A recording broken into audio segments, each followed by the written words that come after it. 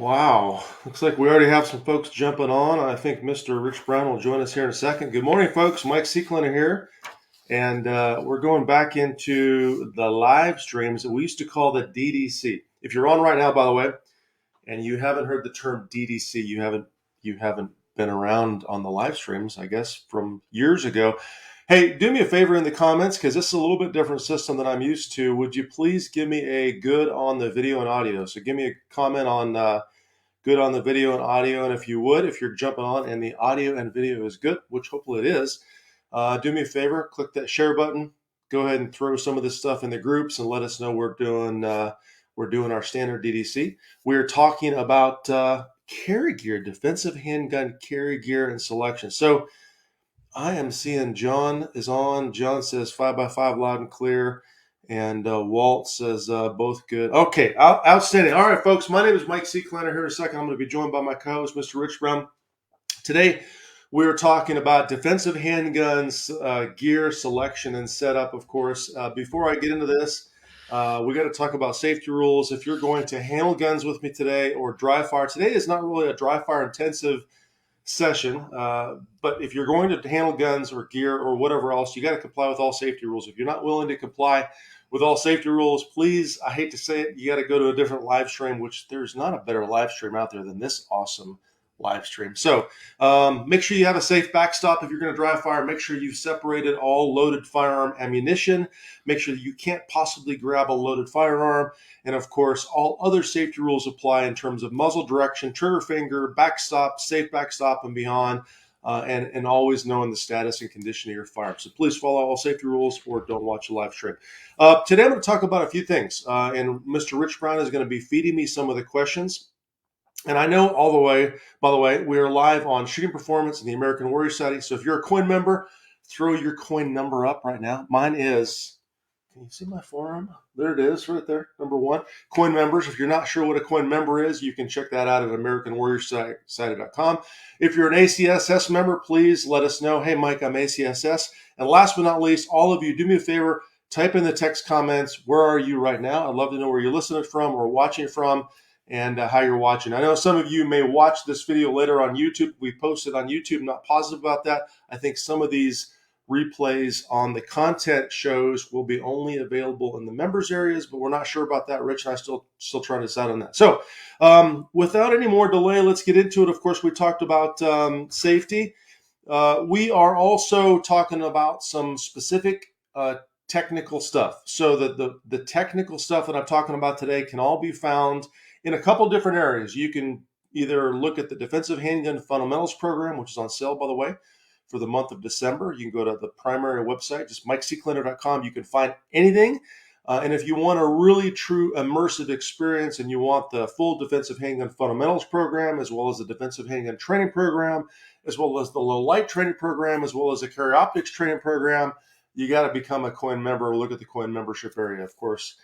You can find that on MikeSeeklander.com as well. Everything is front and center under Defend or Compete or the primary page. So here we go. Looks like we got a bunch of people on. Oregon, New York, Bluff City, Tennessee, Connecticut. Hey, Rob, how are you? Coin number 2269, Will Rhodes. Good morning. How are you? Jesse Perez is on. Outstanding. 2221. I love that coin number.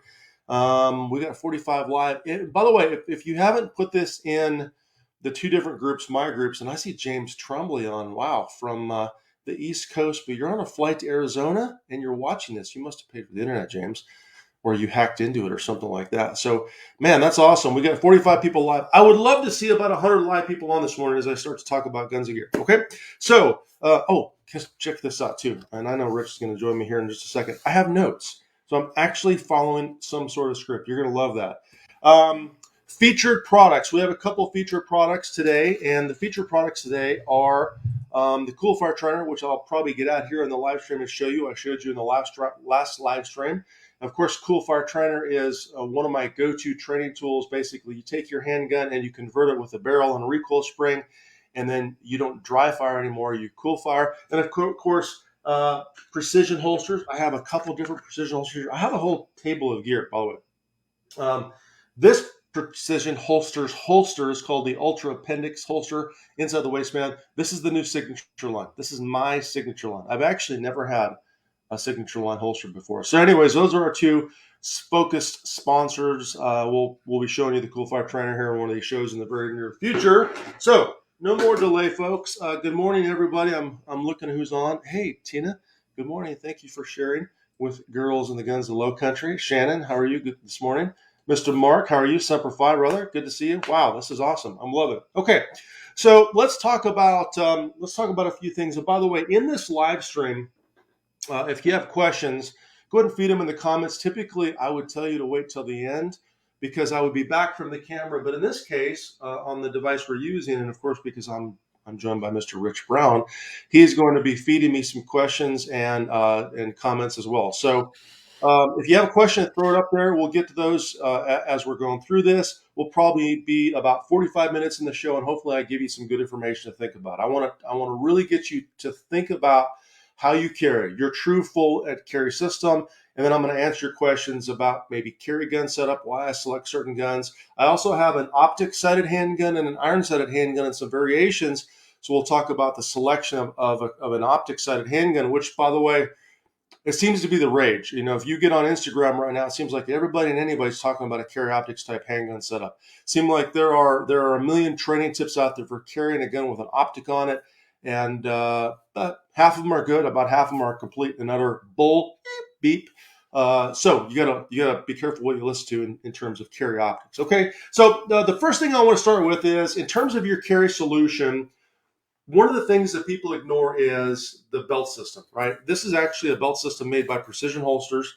This is actually a reinforced system right now. This is not quite this one is actually a little thicker than the one I'm actually wearing right now. But this is their carry belt system. It has a metal hook. It has a Velcro adjustable piece. When you put the sucker on and you actually hook it in from the Velcro, I can literally hang this belt on a pull-up bar and do pull-ups from it. Like I can put my body weight on this belt. So the first thing that I would tell you in all of the classes that I've taught in the past is your carry system has to be supported with a good belt. When we used to do combatives classes, basically we put red guns on. We have a role player. We have a student in a combatives types class, the OCQT classes, something similar to what Craig Douglas does. One of the things we saw fail on a regular basis with the belt. So you got to select a good belt. Make sure you have a good, robust belt, not a cheapy leather Walmart belt, folks. Come on, you're supporting a $300 to $500 gun on the system. You're supporting your ammo. You may have a flashlight attached to it. You may have a couple magazines. You may have all this stuff. So you got to have a good belt. So the support system starts with a belt. Okay, this is made by Precision Holsters. You're going to have a hard time finding a better belt, but there are other companies out there that certainly make good belts as well. So check them out at precisionholsters.com. We'll probably type that in the comments area. Okay. The second thing I want to talk to you about, of course, is the actual holster system itself. Now, this is my actual carry gun. I'll show you the gun here in a second. And this is the actual holster I'm carrying in. This is the Ultra Appendix inside the waistband holster. And this holster is specifically designed for appendix carry. So let's talk about appendix carry right now. The pros and cons of appendix carry, and then you can ask me some questions, and I may actually slip this on and give you some safety tips on appendix carry. Here's a question, and I'd love to hear in the comments for those of you that carry a handgun on a regular basis, which you should. And if you don't, I'm surprised you're on here right now. But if you don't and you haven't gotten to that point, I completely understand. That's fine. There are a lot of other self-defense solutions. As a coin member, you would get as in our vault that are not handgun specific. That's why we have all the less lethal stuff. But in the comment section, do me a favor.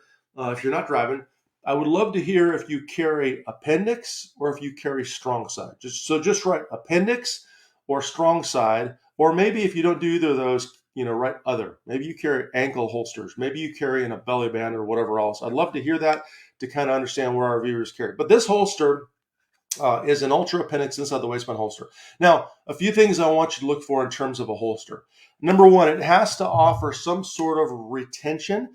In case of what I would call maybe a civilian defensive carry type holster, the retention on this holster is friction retention, right? So basically, the friction itself set by the set screws is what gives me the retention of the holster. To pull the gun out of the holster, I actually have to pull pretty hard to get the gun out of the holster. My goal here is if I'm laying on the ground rolling around, that the gun won't fall out, right? I could be doing different things and the gun's not going to fall out of the holster, right? So that's a key consideration. And I'm checking out the comments, by the way. It looks like, wow, strong side, appendix, appendix, appendix, appendix, appendix, backup ankle. That's interesting. Oh, that's your backup mark. In between, appendix, appendix, appendix, strong side. So there's a lot of you that are carrying appendix type holsters, right? Okay, so in terms of carrying an appendix style holster, and by the way, I should demonstrate this properly as a good instructor. I've got an unloaded and clear firearm, so you can see that I have an empty chamber. You can't tell it's empty chamber and no mag well. So I've got an unloaded and clear firearm. A couple of things about you carrying appendix position. I want to show you something real quick that's super important to me. One of the things that I make people do in class is once they've established they have an unloaded firearm, in terms of appendix, I actually make them demonstrate the reholstering process. So when I'm talking about reholstering, the reholstering process for the appendix position, number one, as I talk about in my class, we're going to go through this next week, by the way, when we talk about grip trigger sights. So if you're interested, totally join me on that show next week. I'm going to talk to you about the details of grip, trigger, and sights. But the point is, I actually make my students demonstrate the safe trigger finger position. If you're not touching the trigger, you're touching the slide. So there's no way the finger can be knocked inside that trigger guard. And number two, a deliberate position where the gun is angled in this direction. Sorry for the belly flash. Where I can holster up and I can holster safely. And I'm not a big fan of taking your head and eyes off the thread. But in this case, when you're reholstering, I'm completely okay with you taking your head and eyes and glancing down at the holster. You can look down and you can make sure there's not a piece of brass or debris in the holster. Maybe you were rolling around the ground, whatever else. I think that's a good idea, right? And a lot of the tactical ninjas and guns and ammo will say, well, you can't ever take your head and eyes off the thread area because you'll get killed in the streets. Well, here's the deal. If you're reholstering for a reason. So I don't see a problem with that. Okay. Hey, by the way, got a bunch of comments. Mike, we've got two questions if you want to get to those. Let's do it. But hey, Rich, you can show your pretty face, man. I mean, it's okay, bro.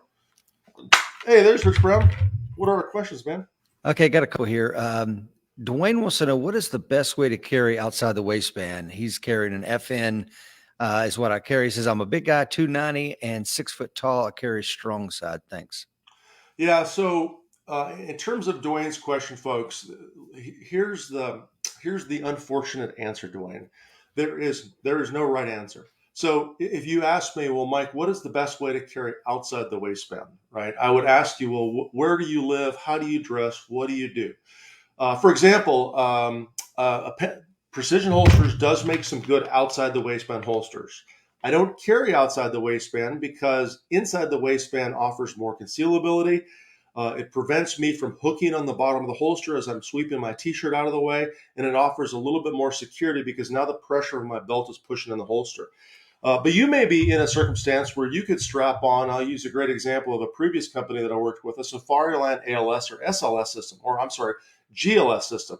So a Safariland ALS or GLS system with a belt mounting solution has a true mechanical retention, but it's a bigger holster. So you would have to have the ability to conceal that. But maybe you wear a heavy jacket or a sweatshirt and you can do that. That would be a great outside the waistband holster. I would certainly recommend the Precision holsters, outside the waistband holster. They make some for some law enforcement agencies in California, but I can't put my particular stamp of approval on the one model because I haven't carried with it on a regular basis. It offers friction retention, but not mechanical retention, and there's a difference between the two. So I would have to get some additional answers before I could answer that question, but you can check them out. Certainly, I would support a company like them as much as I can because they're one of our sponsors, but I'm not telling you that's the only holster to carry and the only company to check on. So anyways, Mr. Rich, did you have a second question? Yeah. Thank you for the 57 that are viewing us live. Please hit that share button, but not until Mike answers this question. Joy wants to know differences between warm weather carry and Minnesota winter carry in the appendix, inside the waistband during the summer, outside the waistband, or inside the waistband during winter. What do you think, Mike? Yeah, so good question, Joey. So here would be my suggestion for everybody watching. I would like I would like you to strive to pick a carry method that offers the speed, concealability, and retention that you need in the position that's best for you. It looks like in the comments there are a bunch of folks that carry Appendix. And by the way, I see Phil Strader on. Good morning, Phil. I hope you crash this morning and get seriously injured. Just kidding, folks. That's Phil Strader's your buddy of ours. Rich knows him well too. Anyways, I would hope you find a carry position that works for you in those specific things that we talked about. And then if you can, stick to that. So for example, it's winter here, but it's not really cold here. But I'm not going to vary the carry position that I'm carrying unless, and I'll show you this here in a second, unless I'm doing off-body carry, which I do at points in time, right? We'll talk about off-body carry, and that would be a specific circumstance where I'm not wearing a set of pants with a belt loops, right? I'm hiking, or I'm at the beach, or I'm at the gym. So I'm not wearing pants with belt loops. But I would tell you, I think Joey that asked the question, man, I would really love to see you pick a carry position and holster method that works for you across the board, and then change your clothing, heavier, light t-shirt like I have on now. By the way, thank you, 511. One of my, they're not a sponsor, but they give me free gear, and I sent Richie some pants too. I think I got to send him some. Anyways, and then, okay, maybe now that it's colder, I'm going to wear a heavier fleece and use a closed front garment, which, by the way, we won't talk about the draw today. Next week will be grip trigger sights. The following week, I think, is the draw process. So don't miss these live streams. I think we're going to get pretty awesome. So hopefully that answers your question, Joey. I wouldn't want you switching gear out. So yeah, Phil Strader says, "Holy cow, it's okay. Rich offsets Mike's ugliness." Right. That's true on the eye candy of the show. But I have another serious question from John. John says, "What about carrying while wearing sweatpants, etc., not a belted pant?" What do you think, Mike? Yeah, so let's talk about it right now. Since I'm talking about holsters, this is an old Vertex sling bag, right? This is basically designed to carry a handgun, and the way it works is let me actually set up here with the magazine and stuff in it. I'm going to let's go ahead and put. By the way, if you're just joining us, folks, Mike Seeklander, joined by my co-host Rich Brown. You're welcome to what used to be called the DDC. By the way, who knows what DDC stands for? I'm not going to say it. Type in the comments. If you know what DDC stands for, type in the comments. But we're doing a live stream on carry selection, carry gear selection, and gun selection, right? So I got my gun inside this little sling bag here, right? So this is an off-body carry if you're not wearing a belted holster, right? So I could sling it. I could ride a motorcycle. I could go to the gym. I could be at the beach. But I could very quickly access the firearm, right, inside this sling bag, right? I'm sure, by the way, Vertex should probably appreciate this. I don't know if 511 makes a sling bag similar, but if they do, I'll get one of those and demo those sometime in the future. They haven't sent me one. But you can see inside the sling bag, I have, and I'm being very cautious on handling this magazine because it does have my carry ammo in it, but I have a firearm. I've got some less lethal pepper spray here. I've got a spare magazine. As you can see, that was a pretty fast draw process. In the other pockets, and by the way, this simply has a tab that when you zip it up in the right position, you can actually swing the bag around. So it's pretty darn cool. Also, just since we're talking about gear, inside the other pocket, I have a tourniquet. I have, there's a little bit of food in there. Inside another pocket, let's see what else I have in here. Hey, by the way, if you haven't clicked share, please do me a favor. I'd like to hit 100 people today. That's my goal. My Christmas wish for you all is to help me hit 100 live viewers. If I don't have 100 live viewers, then my Christmas wish is, it's gone. It's gone. Anyways, also have a little flashlight, right? Got a spare flashlight. I have a carry flashlight, but I got a spare flashlight. And I've got a blade in there. So I've got a bunch of stuff in here that I can utilize on a regular basis. And that's my sling bag. So, John, I would look at something like this. Now, full disclosure, I have carried in a belly band. I have some belly band variants I can show you, but I never found a belly band that I liked a lot. I would really love to design. I know Phil Schroeder actually used to carry in a belly band as well for a while. We both did. Matter of fact, we should probably design one. Maybe that's something Phil would be good for. He's not very smart, but he would help me design one. I would love to work with a company to develop a really good belly band system that is reholsterable, that has a flexible band that you can lock on your body that would still be concealable. But anyways, I'm going off on a tangent. All right, Rich Brown. I think I answered those questions. I got to get to some other things. Do we have any other pertinent questions, buddy, before we go on? You're muted. Once again, Rich Brown is muted. It's pretty much common. Well, I learned it from you, so I don't have I muted. I don't ever mute. That's why I don't do it. I don't mute on live shows. You did Monday. I don't mute on live shows, folks. Sorry, I'm going to apologize for my co-host, Rich Brown. By the way, this is what we call the entertainment part of the show. There's education and entertainment, right? So, not sure which you value most. Probably the entertainment. So maybe we should just tell jokes the entire time. Anyways, go ahead, Rich. Yes, Phil Strader says, just my opinion, effective CCW is a balancing act between concealability and speed of accessibility. Clothing, weather, and handgun size can also alter the balance. Prove me wrong, stupid Mike Seeklander. Yeah, Phil Strader, he's exactly right. Carry is always a balance. Well, I'll say this. One of the most important things of concealed carry is that you carry. Right. So if you're watching, you jumped on Facebook right now, you're watching this later on whatever replay area we put it. If you don't carry a gun on a regular basis or train with that gun or have skills with a gun, it doesn't really matter. Who cares what gear it is? I mean, we could talk about gear all day long because gear sells. Rich and I sell training information. We sell the best training information on the internet, guaranteed across the board. I know I'm opinionated because it's our stuff. But we really do. And we literally scrape up a mountain to try to sell one membership and all these coin members. You get what's on there. Same thing in my competitive area. It's crazy. You could sell one piece of gear, one gimmicky little thing, and people just seem to be so attractive. So the point is, if you're not carrying a gun on a regular basis, right, and you don't have some sort of skills with that firearm, and it doesn't mean you have to go to a high volume, high round course every other weekend.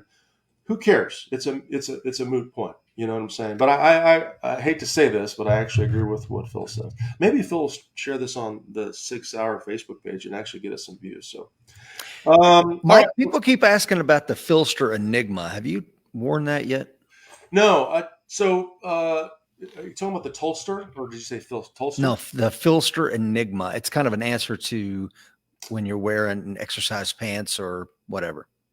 Yeah, I have not actually seen that Filster Enigma. I haven't seen the holster. People rave about it. Yeah, let's post a picture, maybe a link to that, so I can check that out. I know that the company, I think it's Tolster. Tolster is a local company here in Tulsa. I don't know about the Filster Enigma, folks. And I'm not going to across the board. Here's if you could follow in terms of your carry holster, and then we got to get into gun because I got a bunch of guns here. Is it comfortable enough you're going to carry it every day? That's number one. If it's not, then it doesn't matter, right? If you're not going to carry it every day. Number two, is it concealable? I do want you to hide your gun. I know a lot of you can carry open in your states legally now, but I still would recommend you carry your gun concealed. We'll talk about that in the distance considerations live stream in a couple of weeks. Number three, does it have some retention, mechanical or friction retention on a gun itself? Can you roll around a little bit in a tussle and maintain your gun? Right. Number four, does it offer some speed? If you have to draw fast, you might have to draw fast. So does your holster offer you the ability to draw fast? And the way I carry and what I carry with are these holsters all meet those requirements. Just so you know, the background, John Marquez of Precision Holsters, the CEO, showed up at a class one day. I was wearing a different variant. By the way, I was wearing probably one of these Spencer Keepers inside the waistband Appendix holsters, which are great. I like Spencer a ton. I love his holsters. He's probably the second manufacturer I would recommend for an Appendix inside the waistband holster specifically designed for that. So check him out as well.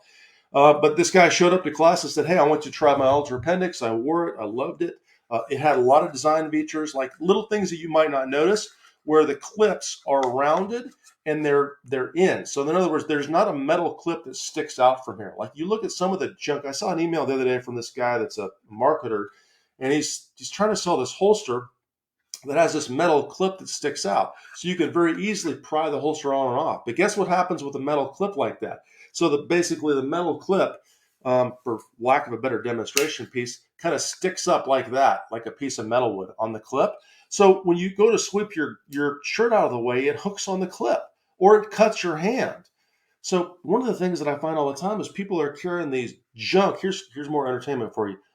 Beep, beep, beep. Oh, I wish I could curse more on this show. Junk crap holsters, and they don't ever train with them. They don't practice drawing from them, and they don't realize how much junk they are. So anyways, there's a lot of reasons I carry in this particular holster, okay?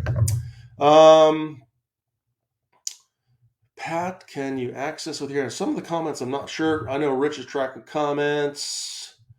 Maybe he means either hand, Mike. Maybe he means, can you access with either hand? Yeah. So great question. If you're carrying a holster and offers those things, I also have to have the ability to grab the gun with the other hand, right? Whether you're doing a standard one-handed draw, we won't talk about. We go down a rabbit hole there. I don't want to go too far down that rabbit hole. Yeah, you have to have access to that firearm with both hands. So, anyways, wow, man, we are getting some fantastic comments. So showed you the holster. My just not to get into too many details. This is my standard Speer magazine. So when I'm carrying, my 1911. This is I have some varieties out there. I'm carrying my 1911 in this holster. I got a spare magazine pouch. I have a total of 20 rounds. Got a flashlight. Got a knife on me. That's my standard kind of carry gear. So, anyways, so let's talk real quickly about. Let's talk about guns, right? So the single most important thing, let me grab, and I have a table of guns here, so you have to forgive me as I'm bending over here off camera. So probably the single most important thing, and you can see this has got some good wear on it. This is the gun that I wear on a regular basis. I'll go to a class. I will literally pull it out of the holster, unload my carry ammo, and teach with this exact gun. So if you took a defensive handgun class with me this year, I was probably shooting this gun the majority of the time, right? I know John Reenan's on. He just took a bigger circle class. I was shooting this gun or a variety of that gun, maybe a higher cap X9. Now, full disclosure, yes, I'm sponsored by Wilson Combat. Yes, they're expensive. I understand that. We don't need to talk about that in the live stream. If you can't afford a Wilson Combat EDC9 or X9, I get that. There's lots of other great guns you can carry. But generally speaking, you may ask yourself, well, Mike, why are you carrying a 1911 style system? So let's talk about the REAP test that I talk about in the Defensive Handgun Training Program. REAP stands for a few things. Who could tell me, in terms of selecting a defensive handgun, what the R in REAP stands for? REAP. It's an acronym. What does the R stand for? If you know what it stands for, type it in the comments. Rich, you're not allowed to answer. And while I'm sipping my water and we're waiting, please share this, folks. Did we hit 100, Rich? Did I meet my goal? You have failed your goal, sir. Well, how many do we have on? 53 live viewers on both platforms. 53, folks. Come on, we can do this. I still think it's the Facebook, man.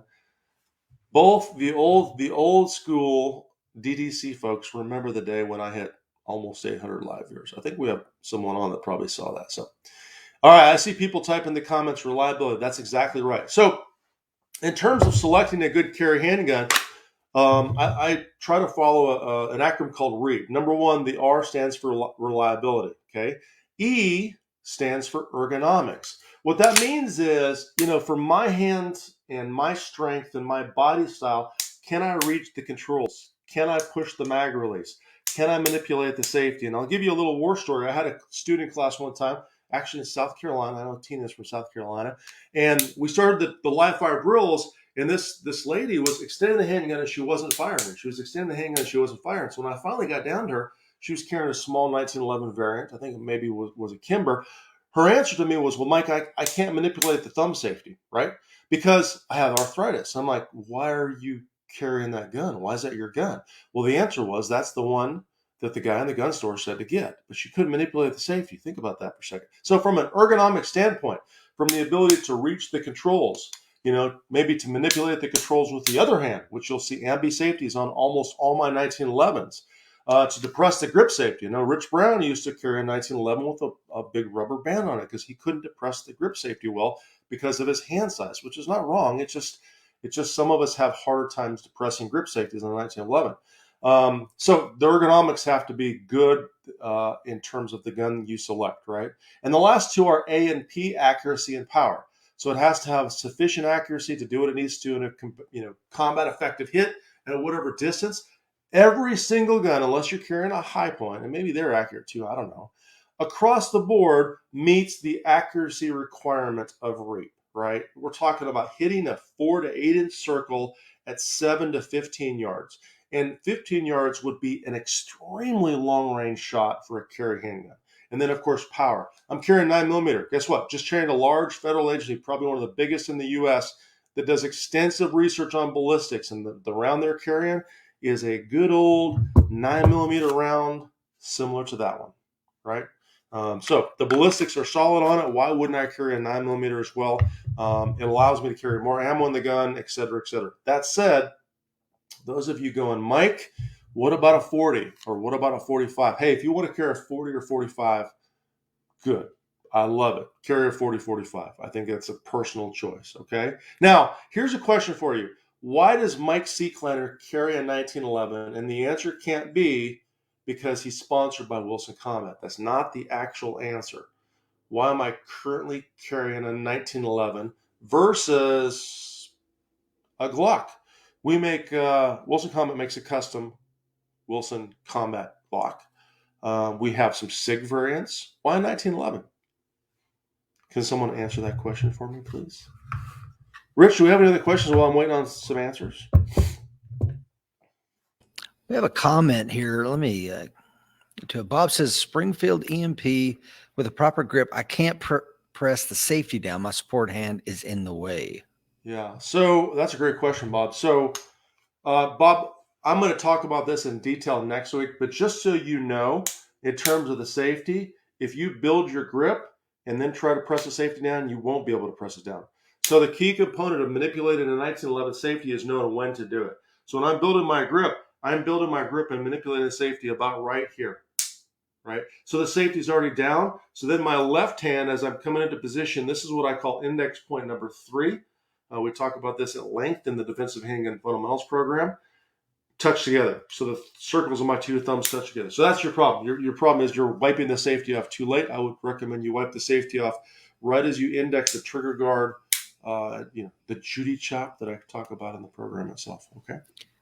Mike, as far as the appendix position, a lot of people saying, I'm hearing safety, safety, safety. I'm hearing so you don't shoot your junk off. I'm hearing lots of stuff, but I'm also seeing, because it's what you have thousands and thousands of reps in because you compete with that platform. Yeah, so I mean, I'm reading the comments as well, folks. You are right, except for Phil Strader that says I'm out. So here's the bottom line. When I compete in the last few years, I have shot a 1911 style system for thousands of rounds.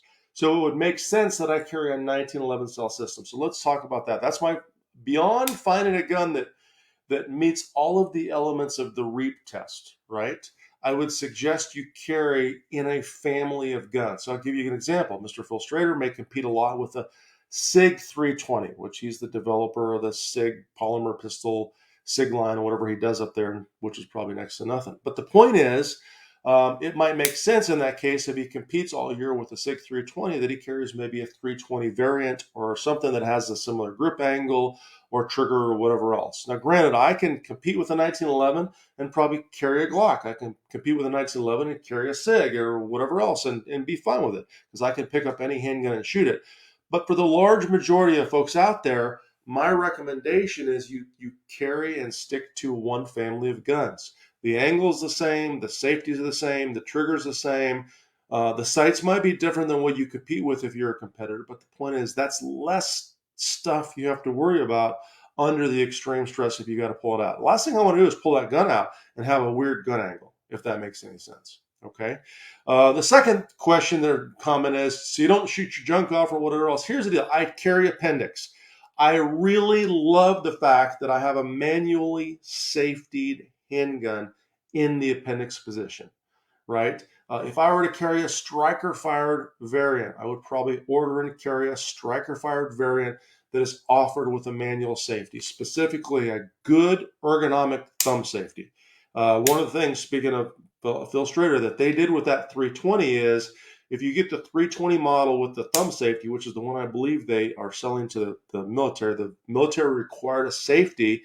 It's ergonomic. It's just as ergonomic as a 1911 safety. So that's a real big bonus. So if I carried a striker-fired handgun, I would carry one with a safety. I don't carry a Glock in the appendix position because I'm not super comfortable with a striker-fired pistol in that position, right? Think about that. That striker is slightly tensioned. It's under pressure the entire time. To fire the gun, you continue to tension that striker, and then it's released at some point in time. So just be aware of that. That's why I carry that particular gun, okay?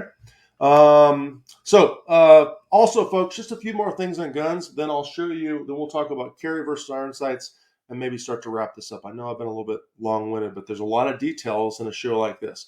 The other thing I wanted a carry gun is one that offers the ability to manipulate with one hand.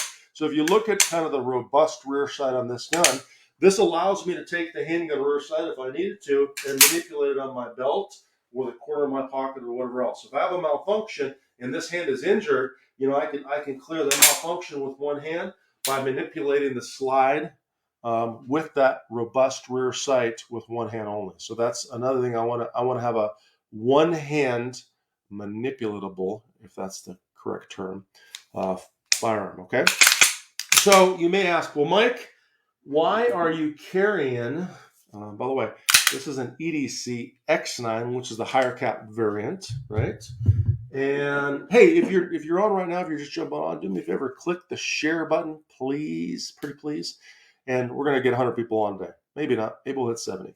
So these two guns are identical pistolas, right? They're both EDC X9s with light rails, or both high cap 9mm handguns. One has an optic, one doesn't have an optic. So should we carry with an optic? Should we not carry with an optic? And here's some things that I'm going to tell you in terms of an optic. The optic on a handgun is, for lack of a better way to put it, right now, it seems to be the trick of the day, right? It's the solution people are going to make them better shooters. It's the solution people are going to because they have vision issues, because they don't think they're going to be able to focus on a different focal point, i.e. the front sight and the rear sight notch, in a condition where they're stressed out. So it's the talisman. It's the I'm trying to solve a problem with the piece of gear. So here's my recommendation. If you carry a handgun with an optic on it, great, fantastic solution, fantastic idea. If you meet a few requirements. Number one, you have to have a robust optic that you've tested.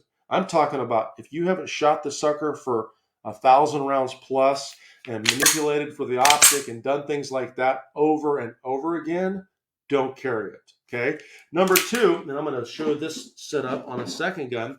This is actually a Wilson Combat Exterior, similar model, a little bit different optic. I want to show you the difference in size, but I also wanted you to see and notice that this sucker has some very robust backup iron sights. So you can see the iron sights in the actual optic window there. So if I needed to, if this optic fails, I can utilize iron sights. And depending on what skill level you are, how good of a shot you are, the more robust those iron sights are, maybe the better off you're going to be. So you need to have a sighting system, a backup sighting system, whether it's robust like this, or maybe it's a little bit smaller front sight that I've actually practiced aligning with a small notch in the optic on this particular handgun.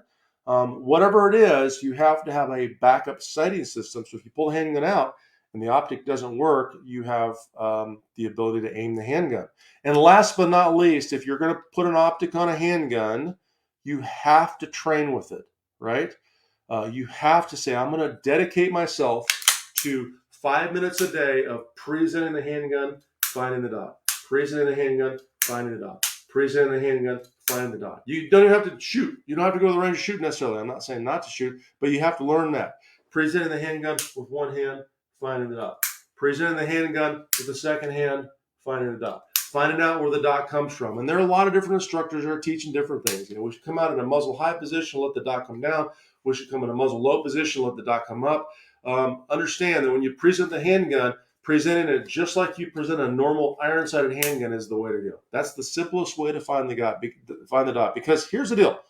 If you know how to aim a handgun, if I could take this handgun, iron-sighted handgun, and aim it at the target, and the sights are right there, which they were, then I could take this optic and not try to find the optic and aim it at the target, and the optic's going to be right there.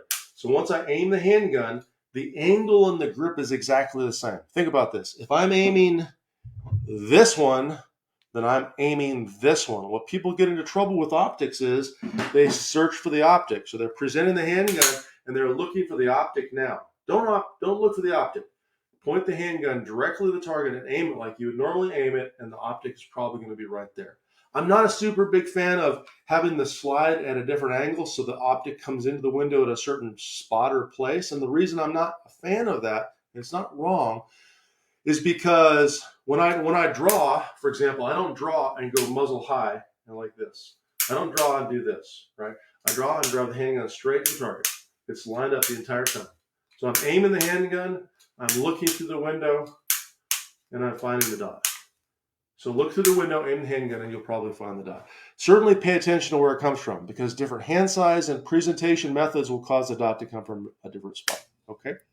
Mike, we got some questions. If you got, let's do it. Let's throw those questions up, man. Okay. Jared says, regarding iron sights, do you sight for the pumpkin on a post or dot covering the target?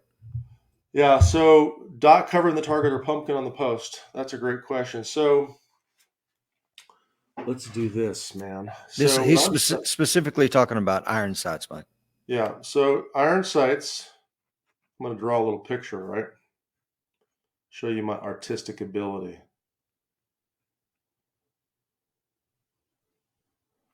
All right. So if I'm aiming with iron sights and sighting, and I'm trying to hit that circle, okay, I want the top edge, front edge of the front sight cutting the circle in half. I'm not, for example, doing this. This is a pumpkin on the post. I'm not sighting the sights in like that. So theoretically, my bullet would land, and half of the bullet would be on top of the front sight, and half the bullet would be on the bottom of the front sight, if theoretically I could hold one bullet width in terms of accuracy. So there's my answer for you. Great question. Okay, the next question is from Miko. He says, with it getting cooler/colder, what are the best drills to perform at an indoor range? Man, it's funny, Miko, and those watching, it seems like every single time I get the same question on some of these live streams. What are the best drills to do in X? Here's the deal. Here's the deal. And I tell you what, if you check out as a coin member the fundamentals program, you log into your vaults, go to it says featured program, defensive handgun fundamentals, or competition handgun fundamentals. If you're not a member, go to the MikeSeeklander.com, and on the homepage, buy the program. Those are the drills I do in every class, and every one of the drills has a very specific purpose. We start off with what I call the 5-shot group drill. Then we go to the 1-shot extend, prep, and press drill. We go to the 5-shot pace drill to the body, 5-shot pace drill to the head, 3-2 variant, draw process 3-2 variant, and then a couple additional drills. Every one of those can be done on an indoor range because they're static. They're not a lot of swing in the gun, aside from the fact that maybe in your indoor range, maybe you can't draw your handgun from the holster. Try to find an indoor range that will allow that, or maybe allow you to come in at some different hours and do that. But those are the drills because every one of them has a purpose. In shooters, we have to change our culture. We have to stop thinking about, I'm just going to go do drills. No, we need to say, okay, Mike or Bob or Bill or Miko, what skill am I trying to work on? Well, I'm trying to work on the action of extending, building my grip, and firing a shot and controlling recoil. Well, you could do that with the 1-shot extend, prep, and press, which might look like this. So I'm taking the handgun, I've loaded the handgun, I've extended the handgun, aimed the handgun, build my grip, fire a shot, learn from the recoil, right? Reset the trigger and prep the trigger again. Of course, in live fire, the slide would cycle. I would have to cycle it, right? And then I do that a second time. So in terms of the best drills, always focus on the purpose, the skill you're trying to build, and then do a drill that will work that skill. But Rich knows this. Rich has taught multiple competition and defensive handgun programs with me. He goes and works when I have a bigger group. They're the exact same drill, because those drills have kind of a, I don't know if it's the right word, Rich, correct me if I'm, synergistic effect in terms of the base drill and the next drill to the next drill to the next drill to the next drill. They build upon each other, and they're all focused on a specific skill. So, Okay, Mike. Next question is yes, from sir. Jesse. Jesse says, "What size dot do you prefer? What Great MOA?" question, Jesse. So, this handgun, these handguns on the Holosuns both have a variable reticle system, which means you can turn on. I'm not sure if I can show you this or not. I'm gonna try to aim this on the camera here. Oh, maybe more challenging than I thought. There it is, back that way. There it is. There's a dot. You can kind of see the variable reticle. So it has a bigger circle and a little dot in the center. The little dot, I think, is maybe 2 or 2.5 minute of angle. The optic on this gun, which I teach and use for certain classes, is 2.5. It's a Leopold Delta point. Most of my optics are a variant of a bigger circle and a little circle, and I have both turned on, like in that little carry gun optic, because it's very big, it's very robust. I can see it quickly, but if I need to use precision, I can go to the smaller dot. That said, I am going to buy the Leopold.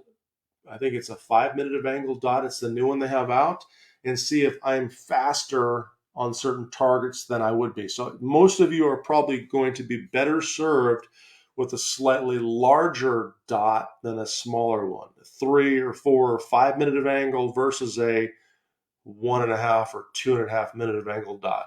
Under robust conditions where you're driving the gun out there, and I know Jesse's probably thinking of defensive purposes. I don't think he competes. That's going to allow you a faster visual acquisition of the dot.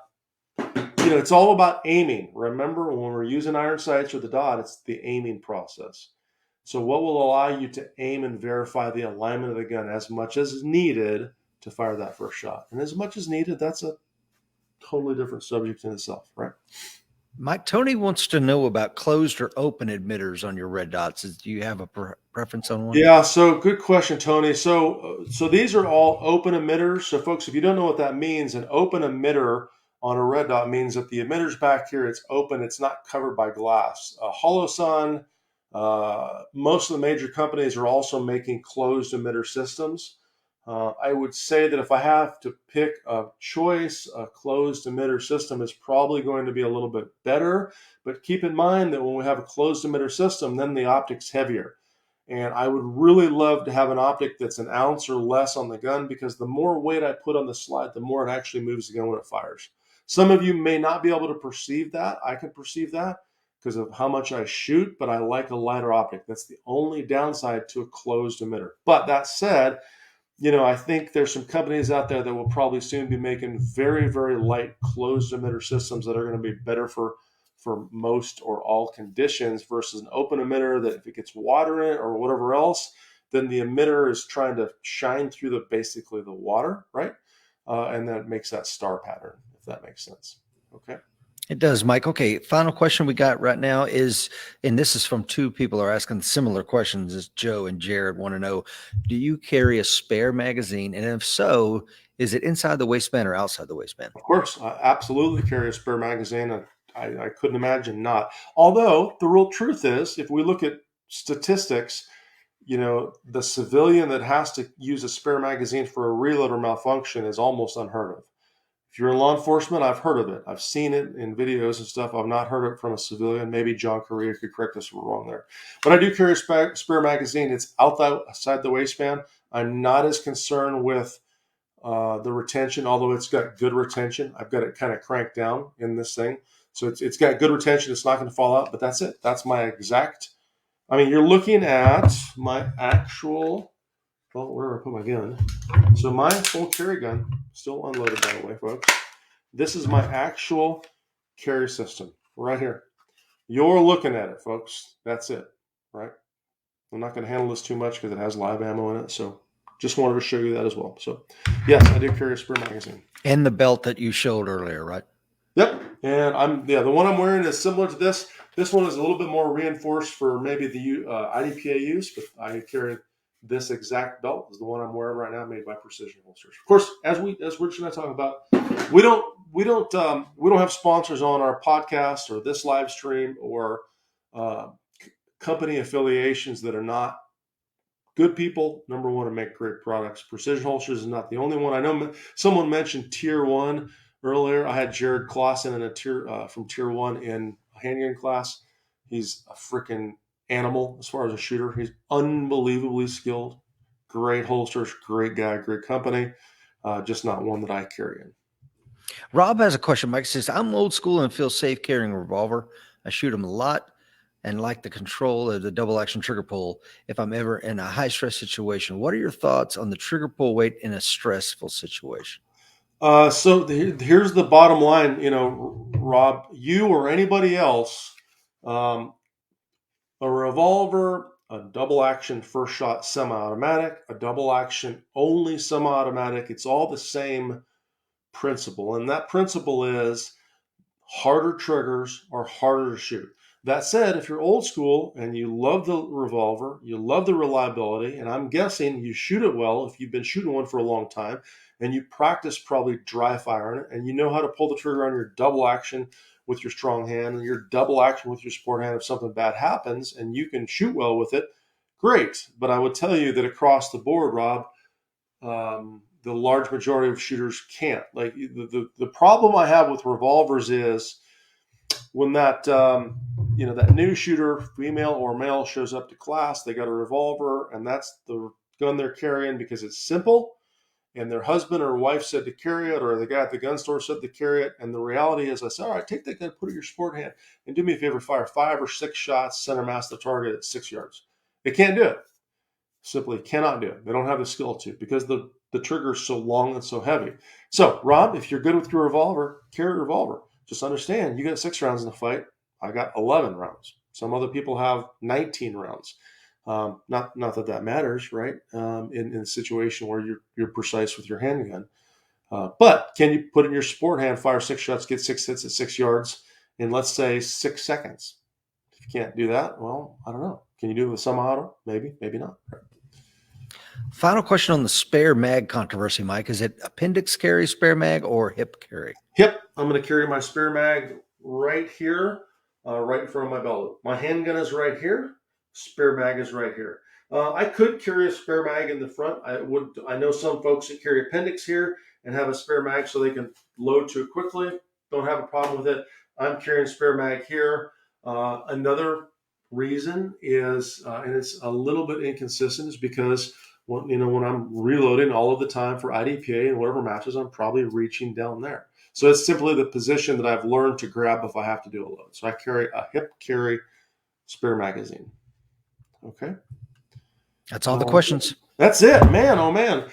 So we talked about a lot of stuff, folks. We talked about handgun carry gear selection. We talked about optics versus iron sights. We talked about the REAP test and selection of a good carry gun.